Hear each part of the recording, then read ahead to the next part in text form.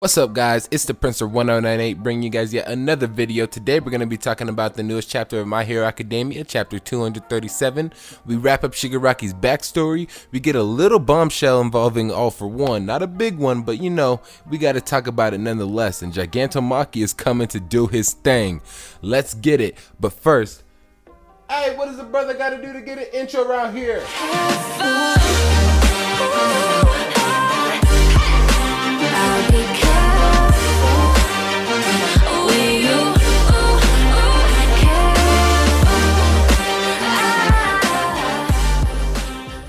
So the chapter starts off with who I'm going to continue to call Tenko for now, roaming the streets after the tragic events of him killing his family.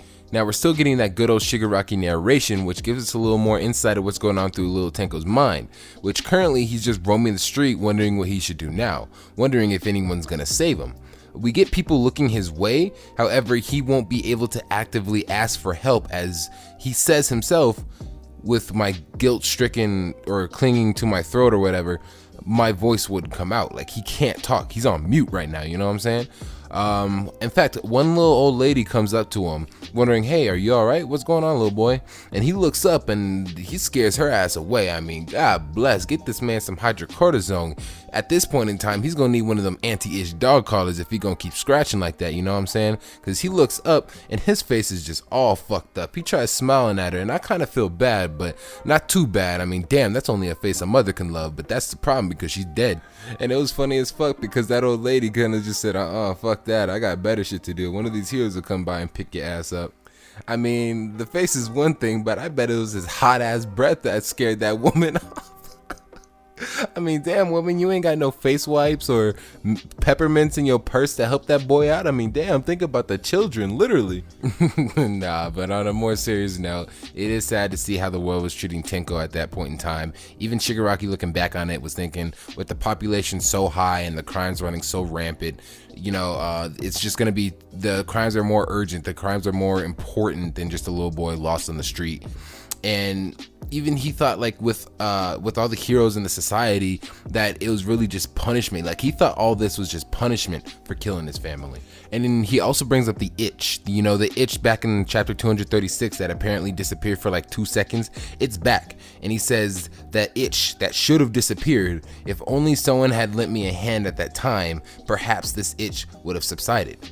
And we get a panel as he says that of just everyone looking at him, looking down at him per se, just all across the city. But we also see one hand as Tenko's sitting under a bridge. We see a man approach him, reach out his hand, which we later find out to be All For One.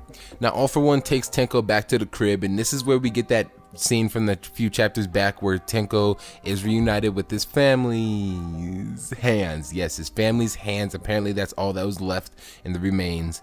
And this is where All For One starts dropping that philosophy on your boy, talking about you carry the urge for destruction that you yourself can't even control. That itch is simply your body letting you know that your urge can't be contained any longer. After that, we get a little time skip with a Shigaraki that's slightly older, and he's on the street getting bullied by a couple of bums. It looks like he's about to kill their ass right then and there. However, he goes home crying, and that's when All For One drops that philosophy part 2.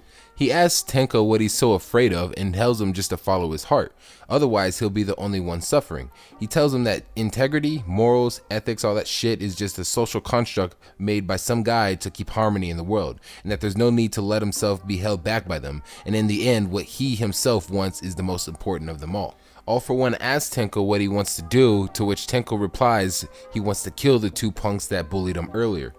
And while getting flashbacks to his father, Tenko says he just can't hold it back any longer, to which All For One replies, in that case, I wish you the best of luck. Shigaraki finds the 2 bums hanging outside what looks to may have been their apartment, which Shigaraki approaches and kills the 2 instantly. Now this is where we get the first look of Shigaraki with his classic hands all over the body look, because, you know, he has hands all over his body.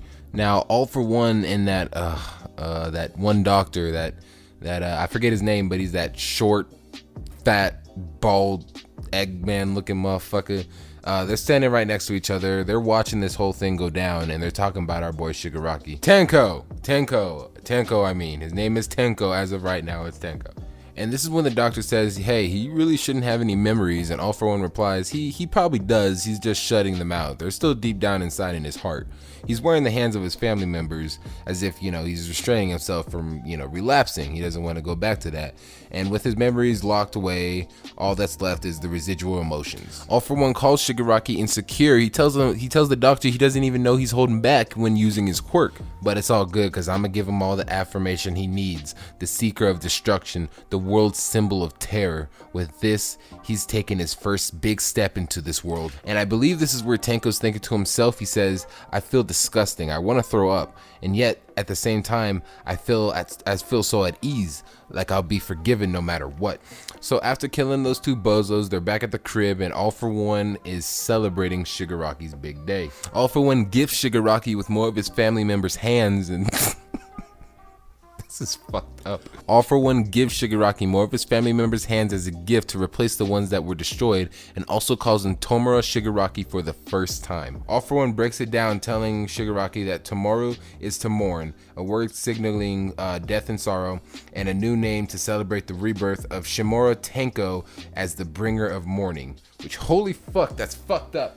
And this is where Shigaraki asks, well, what about Shigaraki? And All For One says, I'm glad you asked. That's my last name. So now we're back to present day, and Shigaraki is wrapping up the flashbacks, thinking back to himself. I wanted to kill my father, so I did. As I watched my family crumble before me, my heart felt at ease. That was no tragedy.